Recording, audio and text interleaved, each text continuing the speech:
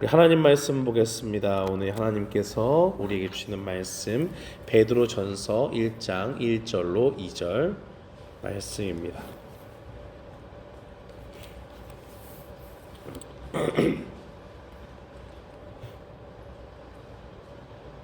베드로전서 1장 1절로 2절 말씀.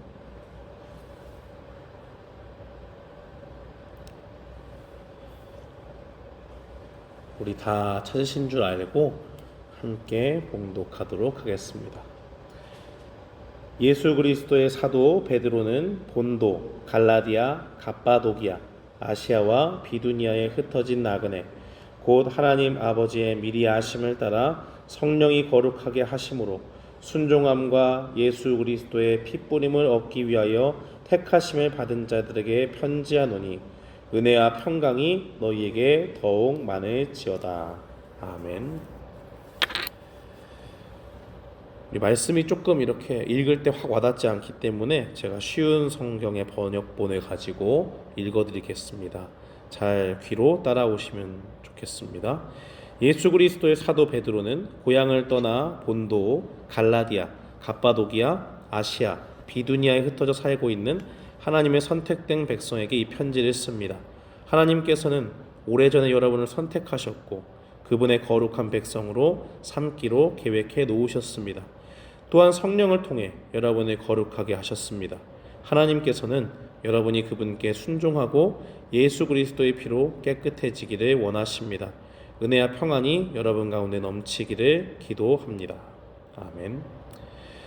저는 본문 말씀 베드로전서 1장 1절로 2절 말씀을 통해서 흩어진 나그네라는 제목으로 주의 말씀을 선포하겠습니다.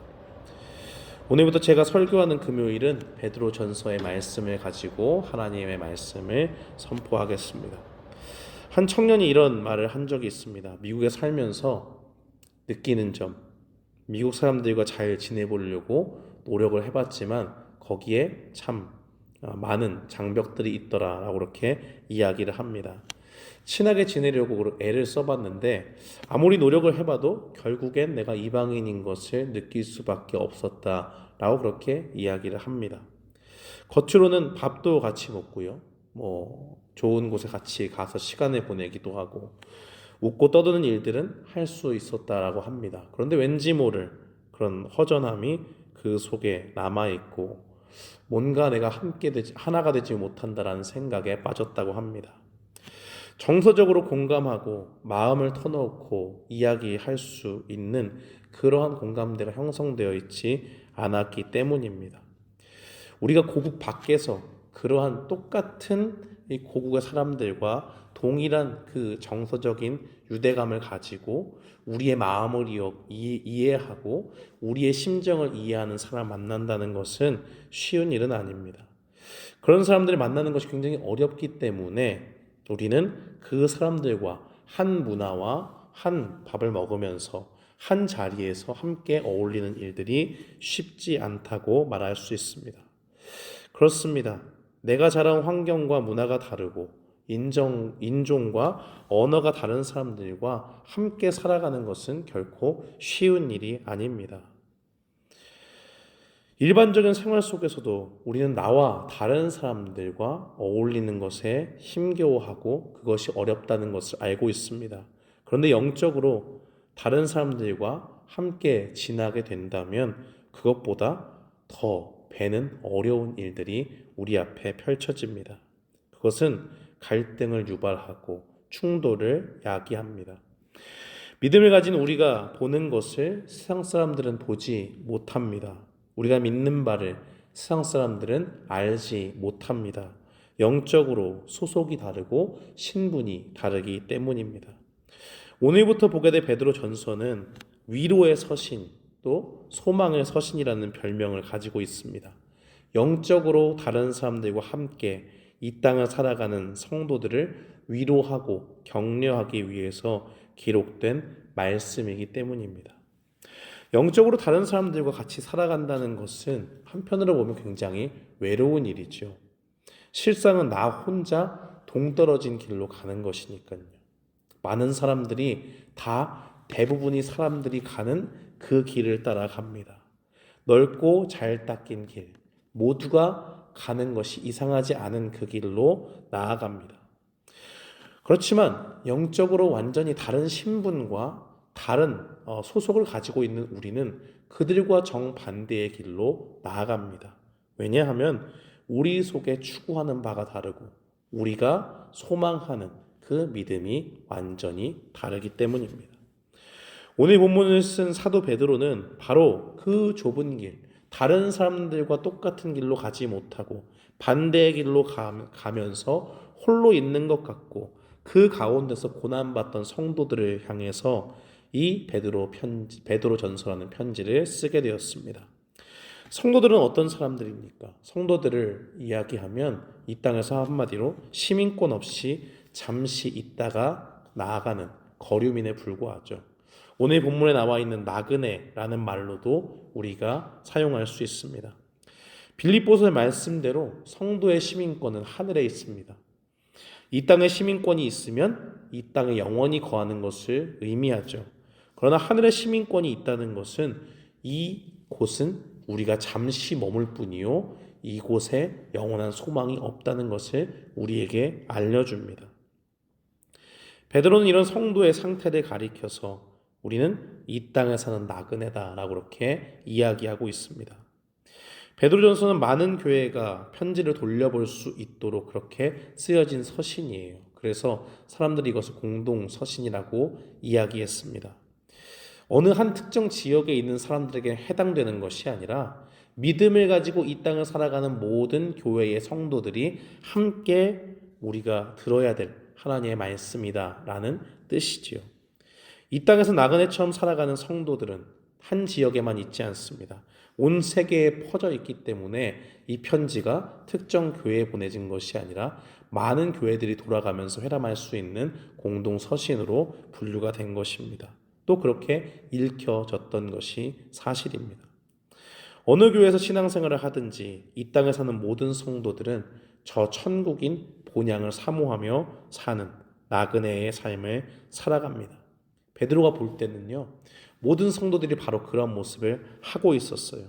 그들은 흩어진 나그네와도 같았습니다. 당시에 로마의 박해로 인해서 이곳저곳에 흩어진 그리스도인들이 많았습니다. 우리가 가장 잘 알고 있는 이 로마 황제 글라우디오라는 사람은 유대인들을 추방해서 다른 지역으로 이주시키고 거기에 도시를 발전시키고 건설을 했습니다. 바로 그러한 지역이 특별히 1절에 언급된 본도, 갈라디아, 갑바도기아, 아시아와 비두니아 지역을 이야기하는 겁니다. 지금으로 치면 터키, 그러니까 튀르키예라고 나라명을 바꿨으니까 튀르키예의 일부라고 볼 수 있죠. 유대인들을 강제로 추방한 것뿐만이 아니라 이 로마라는 그 나라 자체가 많은 이방인들을 곳곳으로 흩으면서 그곳에 도시를 만들고 발전시키는 그런 형태로 개발을 하고 제국을 발전시켰던 그런 역사를 가지고 있었습니다. 그러다 보니까 그곳에서 강제로 이주된 사람들, 그것이 유대인이든 이방인이든 똑같이 예수 그리스도를 믿음으로 고백하는 사람들이 그 가운데 있었고 많은 성도들이 그러다 보니까 아무런 연고가 없는 곳에 살게 된 거예요. 황제의 이주 정책으로 인해서 말 그대로 떠밀려 오게 된 것이고 본인의 의사와 상관없이 결정이 된 겁니다. 뿐만 아니라 그들은 다른 의미에서도 나그네였습니다. 구약 백성들은 하나님과 언약을 체결하면서 하나님께서 그들에게 분명히 말씀하셨죠. 너희도 나그네였으니 이방 나그네를 압제하지 말라. 많은 사람들이 나그네된 사람들을 핍박합니다. 왜냐하면 나그네는 시민권이 없거든요. 그들은 다른 사람들이 누릴 권리를 누리지 못하는 힘없고 연약한 사람들이었습니다.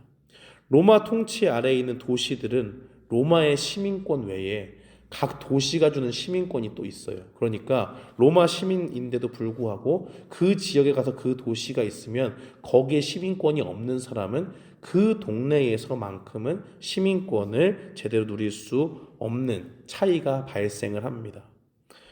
바로 그러한 모습 속에서 이 성도들은 실제로 굉장히 당황스러움을 느끼는 거예요. 로마 시민인 사람도 있고 아닌 사람도 있겠지만 성도로서 다른 곳에 살아가는 것, 그것도 힘든데 하나님의 언약 백성으로서 살아간다고 하는 것은 그곳에서 아주 저급한 취급을 받으면서 그곳에서 믿음을 지키고 살아간다는 것이 얼마나 어려운가 하는 것을 피부로 느낄 수 있었습니다. 오늘날에 있어서 하나님의 언약 백성은 예수 그리스도를 주로 고백하는 모든 믿는 성도들을 가리킵니다. 그리고 베드로가 이 편지를 쓸 당시에도 그것은 똑같이 적용이 됩니다. 기본적으로 언약 백성의 삶은 인간의 통치를 받지만 결국엔 우리는 하나님의 백성이다라는 그런 결론을 가지고 살아갑니다. 나그네된 우리는 하나님의 자녀요, 하나님의 백성으로 주님께서 우리를 부르셨기 때문에 이 땅을 살지만 이 땅을 넘어 주님의 통치를 받는 사람들입니다. 그렇기 때문에 우리는 이 땅에 매여 있지 않은, 이 땅에 속할 수도 없는 그러한 나그네들이라고 볼 수 있습니다. 흩어진 나그네들은 성도들이라고 이야기할 수 있고 그리스도를 주로 여긴다는 믿음 때문에 핍박을 받고 로마의 제국에 있어서는 황제를 주로 모시지 않는, 충성하지 않는 국가의 위협으로 생각이 됐습니다. 그래서 그들은 국가의 통일성을 깨는 사람들로 생각이 되었고 많은 사람들에게 미움을 사게 됐죠. 심지어 네로 황제 때는 로마의 대화재 사건이 있었는데 그때 이 네로 황제가 그리스도인들이 불을 질렀다라고 그렇게 방화의 주범으로 지목을 합니다. 그렇게 되면서 많은 사람들이 그 믿음 때문에도 그들을 받아들일 수 없었지만 또한 동시에 많은 그 미움을 받게 됐던 로마의 대화재의 주범으로 몰리면서 더욱더 성도들을 미워하고 그들을 죽이는데 서슴없이 행했던 것이 바로 이 베드로전서가 쓰여진 당시의 모습입니다. 이런 상황들 속에서 나그네된 성도들은 정말 외롭고 힘겨운 싸움을 하고 있었습니다. 그런 와중에서도 그들의 믿음을 저버리지 않았죠. 사람들은 베드로전서를 읽으면서 이렇게 생각할 수 있습니다. 그런 시대적인 상황과 이런 것들은 아는데 그런 것과 상관없이 지금은 핍박도 없는, 우리는 미국에 살고 있고 자유롭게 예배드리고 하나님의 말씀도 들을 수 있는데 이 베드로전서가 정말 나에게 어떤 의미가 있는 것일까? 의미가 별로 없는 것은 아닐까라고 그렇게 생각하는 사람들이 있습니다. 그러나 정말 그럴까요? 전혀 그렇지 않습니다. 정말로 믿음을 가지고 이 땅을 살아가는 사람들은요, 나그네처럼 살아요. 다른 사람들이 이해할 수 없는 방식으로 살아갑니다. 우리가 살아가는 방식, 믿음의 길을 쫓아나갈 때 사람들이 고개를 갸우뚱거리고 우리를 향해서 이상한 눈초리를 보여줄 때가 있습니다. 당시의 성도들처럼 핍박을 받고 쫓겨다니는 어려움은 없죠. 그렇지만 그 가운데서 오늘날에도 주님의 말씀을 믿고 주님을 주로 고백하는 그 고백을 가지고 살아가는 사람들은 확실하게 세상과 충돌합니다. 세상이 추구하는 가치대로 살지 않기 때문이고 세상이 추구하는 그런 모든 종류의 즐거움을 뒤로 한 채 저것은 우리가 영원히 누릴 것 아니야 라고 생각하기 때문입니다. 사업을 하는 사람들도 그런 모습을 보이곤 합니다. 두 분이 다 교회를 다니는데 똑같이 사업을 해도 중심이 다르면 거기서 많은 것들이 달라집니다. 한 분은 혼자 일하는데 도저히 일 처리가 빠를 수가 없죠. 그런데 손님들이 그 일이 느리다는 것도 알아요. 그리고 이분이랑 하면 오래 기다려야 되는 것도 아는데 그냥 그대로 놔둡니다. 너무 이해가 안 됐어요. 그래서 아니 어떻게 그렇게 되는 겁니까? 그분은 뭐 모른다고 하지만 가만히 이렇게 보면 그분은 믿음을 가지고 신앙을 가지고 이 땅을 살아갈 때에 내가 사업을 하게 되면 이윤을 추구하는 거 좋지만 그것보다 더 중요한 것이 있다라고 그렇게 이야기를 합니다.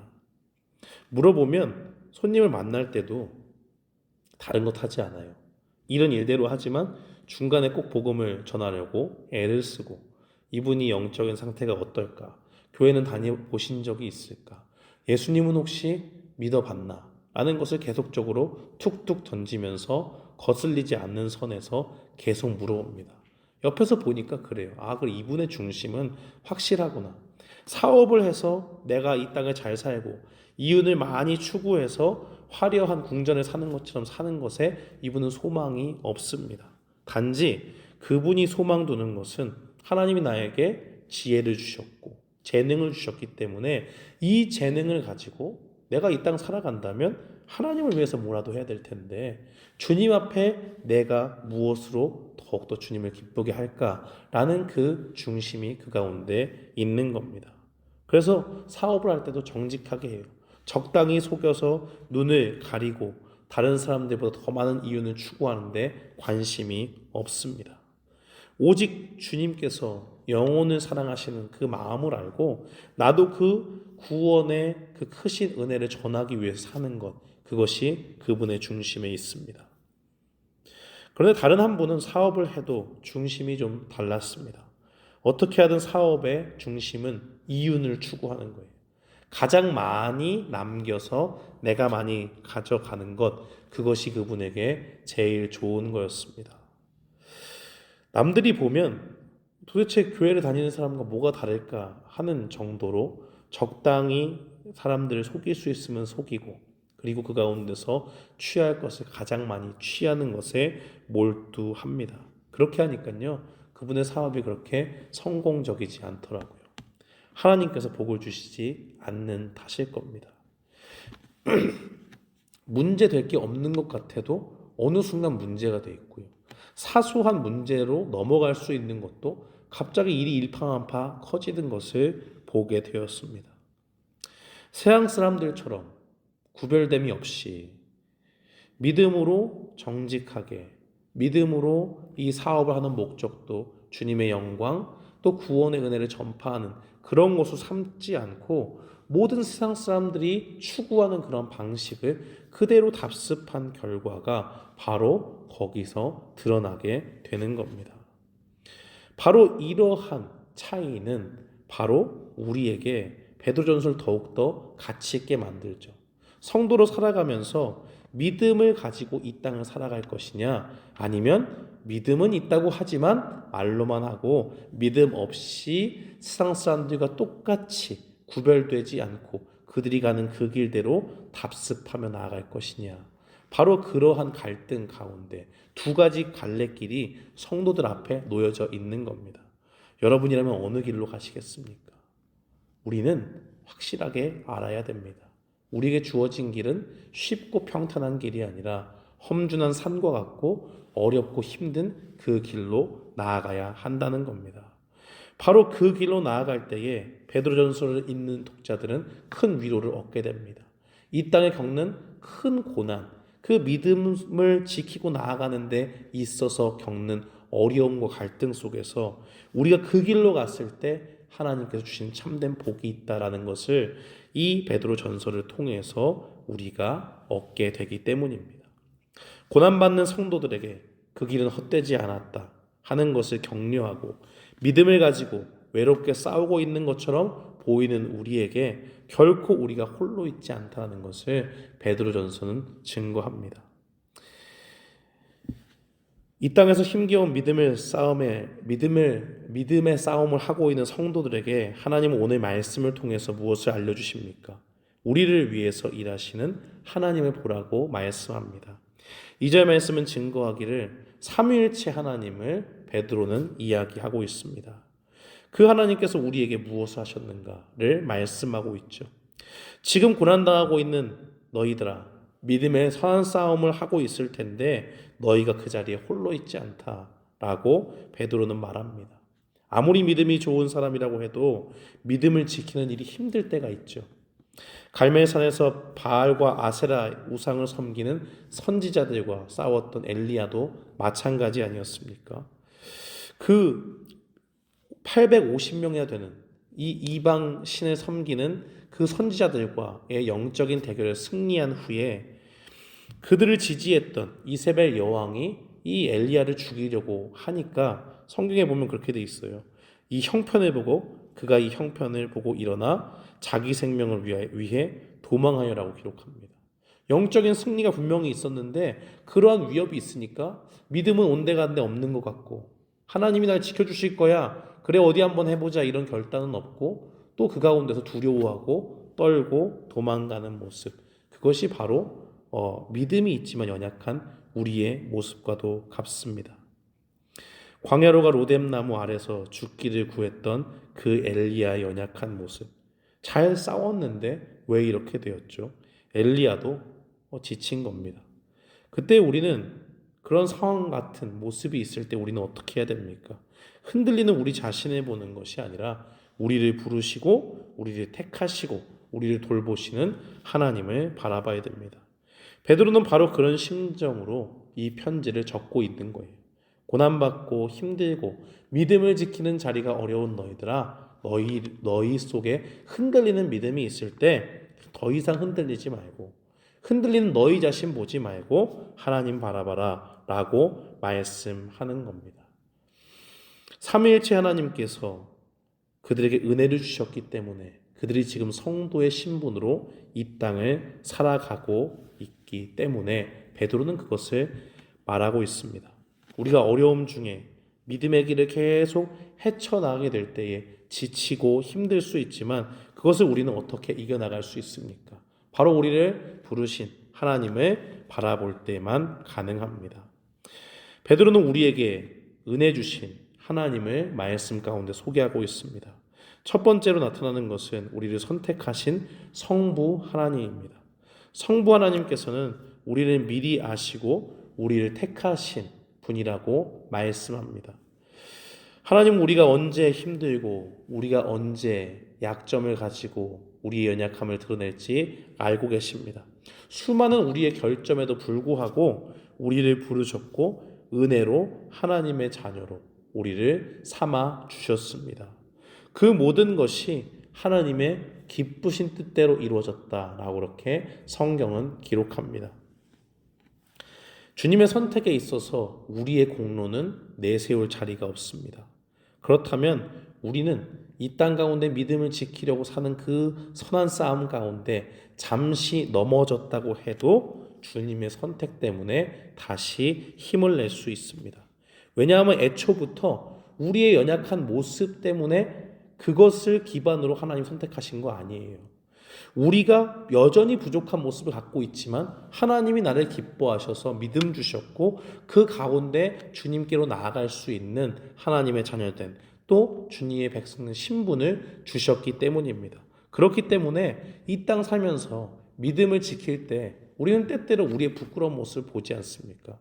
내가 이렇게 말씀대로 살았어야 되는데 왜 순종하지 못했을까? 이것이 옳다고 하면서도 왜 그 선택을 하지 못했을까? 후회하고 낙담할 때 우리는 주님의 선택하심을 바라봐야 됩니다.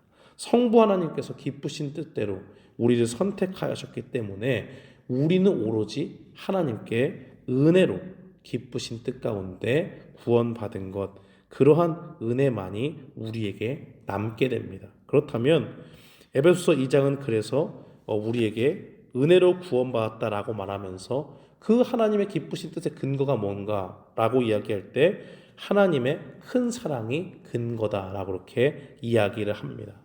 우리를 긍휼히 여기시는 하나님의 큰 사랑이 우리를 구원의 자리까지로 우리를 이끌었고 아무런 좋게 보일 수 있는 그런 자격 있어 보이는 모습이 아니라 실패하고 연약함 가운데서도 하나님께서 우리를 끝까지 사랑해 주시는 큰 은혜로 우리가 성도로 부름을 받았다 말씀하고 있습니다.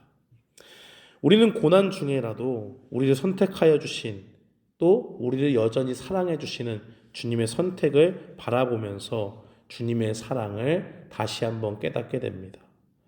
바로 그 사랑 가운데 우리를 택하여 주신 주님의 은혜를 기억한다면 우리는 오히려 고난당할 때 그 가운데서 힘을 얻을 수 있습니다. 세상으로부터 잠시 넘어지고 유혹받다 할지라도 그 가운데서 우리를 긍휼히 여겨주시는 주님의 사랑이 더 크다라는 확신을 하게 되고 그 가운데 다시 주님께로 나아갈 수 있기 때문입니다.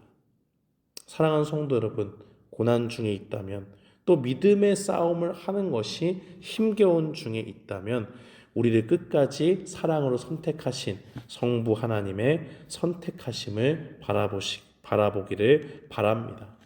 우리는 그 주님의 사랑을 바라보면서 이제 우리가 주님의 택하심을 받았으니 택하신 주의 백성을 하나님이 책임져 주십시오 라고 믿음으로 간구할 수 있습니다. 바로 그 믿음으로 주님 앞에 간구할 때에 우리는 고난 중에라도 우리를 돌보시고 끝까지 사랑으로 우리를 책임져 주시는 주님을 바라볼 수 있습니다. 두 번째로 베드로는 우리를 거룩하게 하시는 성령님을 우리에게 소개하고 있습니다. 성령님은 우리가 이 땅에서 죄에 물들지 않도록 우리를 도우시는 분입니다. 그래서 베드로는 2절에서 성령님이 우리를 거룩하게 하신다라고 이렇게 증거하고 있습니다. 이 땅에 많은 자기계발서들이 있지만 그것이 우리를 변화시키지 못합니다. 개인이 발전하기 위해서 좋은 아이디어를 주는 것은 맞지만 진정한 변화는 성령님이 우리에게 임하실 때만 가능합니다.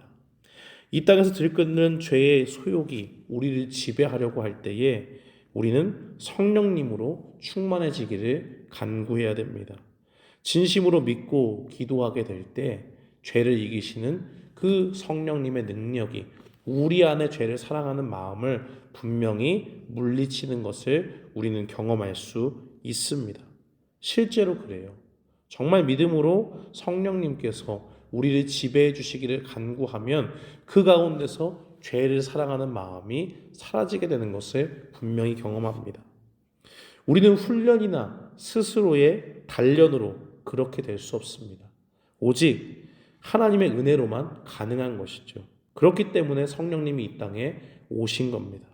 만일 사람의 노력으로 죄를 이길 수 있다면 굳이 예수님께서 너희에게 능력을 주실 성령님을 기다리라고 말씀하시지 않았을 겁니다. 죄로 인해서 타락한 인간에게는 죄를 이기는 힘은 없습니다. 오히려 죄만 쫓고 죄만 사랑하는 그러한 능력만 있을 뿐입니다. 그렇기 때문에 하나님은 예수 그리스도를 우리에게 보내주셨고 그리스도의 공로로 우리의 죄를 용서해 주신 겁니다. 결코 우리 속에 죄를 이길 수 있는 능력이 없기 때문에 예수 그리스도를 보내주시고 그가 약속하신 성령님을 통해서 우리가 점점 더 예수님을 닮아가도록 그렇게 역사하셨습니다.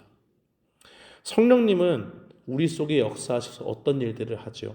복음을 들을 때 주님을 믿는 그 믿음을 우리가 얻게 하시고 또 그 가운데 예수님의 음성을 듣고 예수님의 말씀에 순종하게 하십니다. 우리는 그것을 성화라고 합니다. 처음으로 주님을 믿게 된 그 믿음도 성령님이 주시고 예수님을 믿고 난 후에 점점 우리의 삶 속에서 예수님을 닮아가는 변화도 성령님이 주십니다. 그렇다면 이것으로 끝입니까? 그렇지 않습니다. 세 번째로 베드로가 얘기하는 것은 우리를 깨끗게 해주시는 예수 그리스도의 속죄 사역을 말씀하고 있습니다. 고난당하는 성도들에게 이것이 중요한 이유는 우리가 평생을 죄와 싸우는데 예수님을 믿는 사람도 죄 때문에 넘어질 때가 있잖아요. 그러면 우리가 의지할 데가 없단 말이죠. 그 가운데서 하나님은 우리에게 은혜를 베풀어 주셨는데 바로 그리스도의 속죄 사역입니다. 우리는 여전히 한 번 믿음으로 예수 그리스도를 주로 고백하고 순종해도 여전히 죄를 짓고 자주 죄의 유혹에 넘어갑니다. 그때 우리에게 필요한 것은 예수 그리스도의 보혈입니다. 그래서 베드로는 그것을 핏부림이란 말로 사용을 했습니다. 출애굽기 24장에서 하나님과 이스라엘 백성들은 언약을 체결할 때 피를 뿌리는 의식, 제물의 피를 뿌렸습니다. 하나님과 올바른 관계를 맺기 위해서 그의 백성들에게 필요한 것은 우리가 깨끗해지는 것이고 우리가 할 수 없기 때문에 주님의 보혈을 상징하는 그 피가 뿌려져야만 했습니다. 그가 완전한 제물이시고 그가 십자가에서 우리를 위해서 피 흘리셨기 때문에 완전히 죄를 없애주시는 보혈의 피의 공로 때문에 보혈의 그 능력 때문에 우리가 주님 앞에 깨끗해질 수 있습니다. 이 땅에서 고난받는 성도들은 언제나 세상에 타협하고 싶고 홀로 가는 이 외로운 길에서 돌아서고 싶습니다. 다른 사람들이 가는 쉬운 길, 거기로 가는 게 참 좋아 보이고 그것이 편하게 보일 때가 있다는 말이죠. 그런 유혹에 우리가 노출되어 있고 그것을 때로는 부러워하면서 죄 가운데 넘어졌을지라도 회개하면 용서해 주시는 주님의 은혜가 그리스도의 피를 통해서 우리에게 주어집니다. 그것이 우리에게 평생 동안 필요하기 때문에 죄와 싸우며 믿음을 지키는 사람들에게 필요하기 때문에 베드로는 예수 그리스도의 그 보혈의 은혜, 속죄의 은혜를 우리에게 말씀하고 있습니다. 끊임없이 연약한 우리를 위해서 피 흘려 돌아가신 예수 그리스도의 속죄의 은혜, 그것이 우리에게 주어졌고 한 번만 주어지는 것이 아니라 평생 우리가 살면서 죄를 짓고 회개할 때마다 우리에게 적용되는 은혜입니다. 그렇기 때문에 삼위일체 하나님께서 우리를 행하신 그 일들을 바라보면 우리는 그 가운데서 고난받는 이 땅 가운데 소망을 느끼고 주님을 더욱더 따라갈 수 있는 힘과 능력을 얻게 됩니다. 사랑하는 성도 여러분, 우리는 예수님을 믿기 전에도 부족했고 믿고 난 후에도 여전히 부족한 사람들입니다. 믿음을 지키려고 하지만 우리의 힘과 능력으로 할 수 없다는 한계 속에 날마다 우리의 그 연약함을 발견합니다. 그때 우리는 무엇을 해야 됩니까? 연약한 우리가 아니라 우리 속에 지금 우리를 있게 한 하나님의 역사를 바라봐야 됩니다. 우리를 선택하시고 사랑으로 책임지시고 또 그 가운데 우리를 변화하도록 도우시고 죄를 용서하시는 주님께서 우리를 주의 자녀로 만드셨고 그 은혜를 한없이 우리에게 베풀어 주셨습니다. 그렇다면 오늘 이 말씀을 받은 우리는 우리 하나님 앞에 결단해야 됩니다. 은혜 가운데 우리를 부르신 그 하나님의 일들을 기억하고 이 땅으로 살아갈 때 좌절하거나 절망하지 않겠다 결단해야 됩니다. 오히려 그 좌절과 절망의 자리에서 우리를 믿음으로 승리하게 하시는 주님을 바라보고 결코 지금 이 고난의 순간들이 헛된 것이 아니라 이 순간들을 통해서 우리를 또한 사용하시고 우리를 더욱더 주님을 소망하는 사람들로 만들어 가시는 그러한 하나님의 일들을 기대하며 나아가야겠습니다.